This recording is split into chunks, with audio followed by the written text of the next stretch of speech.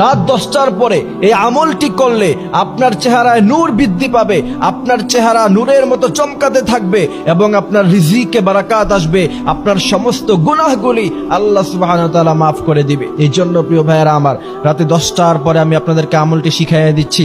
সর্বপ্রথম রাত যখন গভীর হয়ে যাবে, 10টা 11টা 12টা বেজে যাবে, তখন আপনি সর্বপ্রথম কাজ হলো আপনি ওযু করবেন। সর্বপ্রথম আপনি সঠিকভাবে ওযু করবেন। ওযুর ফরজ আছে, কিছু সুন্নত আছে। এই সুন্নত এবং ফরজ মিলে সুন্নত গুলি সহ আপনি আদায় করবেন। শুধু ফরজিয়াত আদায় করে ওযু করবেন না, ফরজের সাথে সাথে সুন্নত গুলি আপনি আদায় করবেন। সুন্নত গুলি আদায় করে আপনি যখন সম্পূর্ণভাবে ওযু করে ফেলবেন, তারপরে 10 বার আপনি পড়বেন আস্তাগফিরুল্লাহ রাব্বি মিন কুল্লি যামবি ওয়া আতুবু ইলাইহি লা হাওলা ওয়ালা কুওয়াতা ইল্লা বিল্লাহিল আলিয়্যিল আযীম।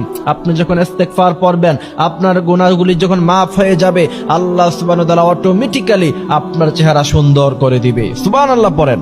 এরপরে প্রিয় ভাইয়েরা আমার, আপনি যতবার পারেন 10 বার 15 বার 20 বার, কমসে কম আপনি 30 বার পড়বেন আল্লাহুম্মা গফিরলি ওয়ারহামনি ওয়ারযুকনি।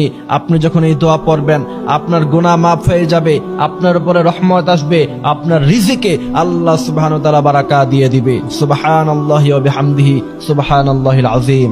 এরপরে প্রিয় ভাইরা আমার 10 বার পড়বেন ফাতাবারাকাল্লাহু আহসানুল খালিকিন, ফাতাবারাকাল্লাহু আহসানুল খালিকিন। প্রত্যেক দিন যদি আপনি আমলটি করতে পারেন, সাথে যদি 5 ওয়াক্ত নামাজ পড়তে পারেন, প্রিয় ভাইরা আমার, বিশ্বাস রাখেন, ইয়াকিন রাখেন সেই রবের প্রতি, যে রব আপনাকে সৃষ্টি করেছে। প্রিয় ভাইরা আমার, আপনার চেহারা অত্যন্ত সুন্দর হয়ে যাবে, আল্লাহর রহমত আপনার উপর নাজিল হবে, রিজিকে বারাকা আল্লাহ সুবহানাহু ওয়া তাআলা প্রদান করে দিবে।